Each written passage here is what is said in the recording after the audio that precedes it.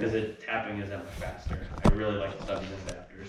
The leader stubbies with the leader. Yeah, with the check valve adapters, adapters.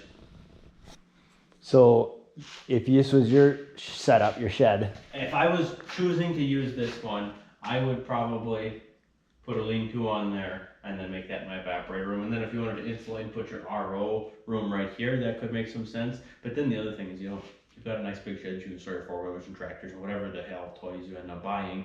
If you make this in your boiler room, now you just lost all your storage.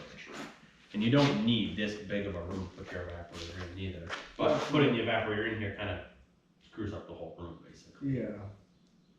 Well, you can put your storage tanks.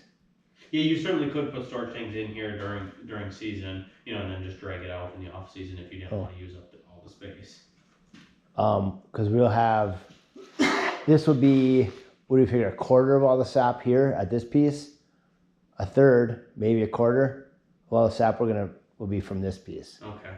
Yeah, so the majority of the sap is getting hauled in. Yeah, which is only going to get, the sap hauling in is going to increase more than the sap we're collecting here. Yeah. Last year sucked here. We didn't get nearly what you should have. No. Because Barry's pumps. Yeah. But the real vacuum pump, it should be much better. So the evaporator is what you need all the drains on to just hose? Well, yeah, when you're cleaning things out. There's just a lot of cleaning involved. And without having decent floor drains, you're fighting the water on the floor all the time.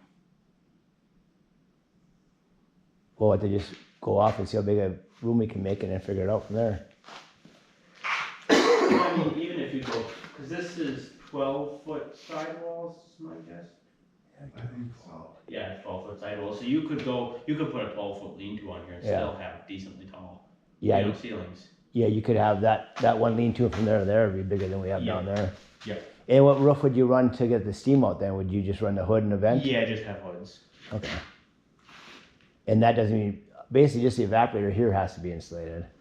The RO has to be insulated. The insulated. evaporator room does not need to be insulated. A lot of guys do just to keep it nice and comfortable, but it does not have to be insulated. You could have that in an open building like this and then have the RO in a small heated room. It's going to take a lot to think about whether to do it down there or up here. Do you have a quarter on you? You flip for it? We ain't flipping for it. Well, then we can head to his in Wakefield. Yeah, then you're on your way anyways. Out. Yeah. It's kind of confusing. You think it's easier? Don't put your shades. Hang on. No, I don't either.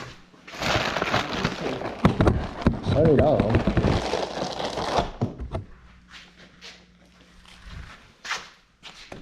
He'd buy a Culver's, but we don't have a Culver's around here, so you're out of luck. No, there's not a whole lot. I was looking, Quick Trip or McDonald's. Those are my options.